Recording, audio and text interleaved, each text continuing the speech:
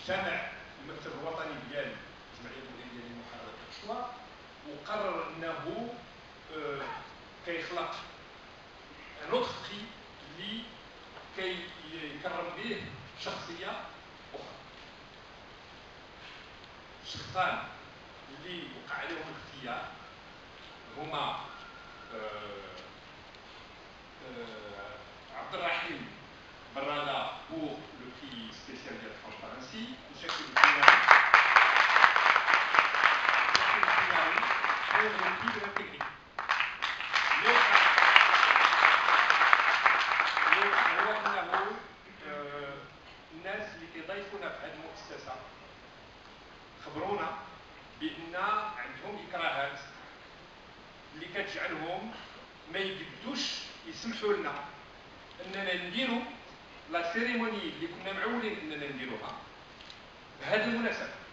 ولذا الاخوان في المكتب الوطني ديال الجمعيه المغربيه لمحاربه الرشوه كيخبروا بانهم غادي من جهه كيتشبتوا بهذا لو بري هذا والشخصيات اللي تعطى هذا لو بري، وكيلتزموا انهم غادي يتواصلوا اكثر على الاطار فاش جا هذا لو بري والشخصيات اللي تعطاها وعلاش تعطاها، وايضا غادي يحتجوا على يعني هذا الاكراه ديال اخر لحظه اللي تخلق،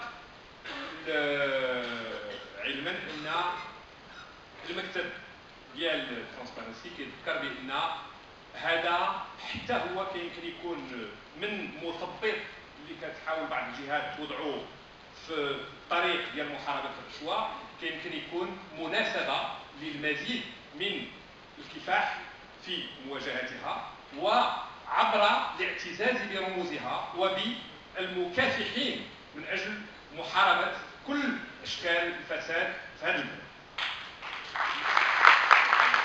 غادي ننتظروا سيرتينمون في الايام القريبه جدا من القياده ديال الترانسبارنسي انها تخبر الراي العام الوطني بما غادي يديروا في هذا الصدد.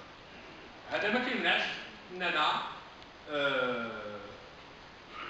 الكفاح من اجل الشفافيه ماشي فقط تقليقه وماشي فقط كعيار وماشي فقط تكرفيس اللي كيتكرفسوا علينا بعض الناس، هو ايضا هذا عار، هذا عار وي وغير مقبول. هذا ما كيمنعناش ان نتمتعوا بلحظات ديال اللقاء، لحظات ديال الابداع، لحظات ديال العطاء.